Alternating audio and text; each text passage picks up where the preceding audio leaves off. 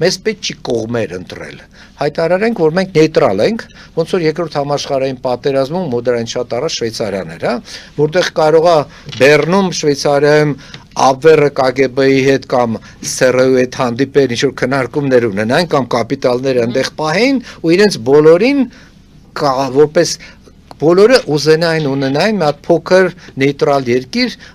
որտեղ կարելի է ինչ-որ հետաքրքիր թեմաներ քննարկել։ Իմ համար ու նույնը ենթադրենք, եթե Դուբայից կապիտալը մեկնում է, կարող է գա Հայաստան, անվտանգ տեղերից մեկն է, կոմֆորտի աշխարհը, data center-ներ են կառուցում, ու այդ ամենը շատ զուս, զգայուն, ինչ-որ ճանապարհ պիտի անցնի, մենք պիտի շատ դելիկատ լինենք այդ հարցերում։ Մենք պիտի կարողանանք չվառենք կամուրջներ։ Մենք ունենք թիրախներ, ընդհանրապես երեք չեմիս օրը ամերիկյան համալսարանը որոշել էր փակվի, քանի որ Իրանը ասել բոլոր ամերիկյան օբյեկտներին կարող ենք հարձակվել, խփել։ Չփարկասով ոչինչ չեղավ, բայց ինչ որ մի օր կարող է դրան գա։ Ու այդ մեր դիվանագիտական նաև կարողություններն է, մեզ Իրանում լսում են։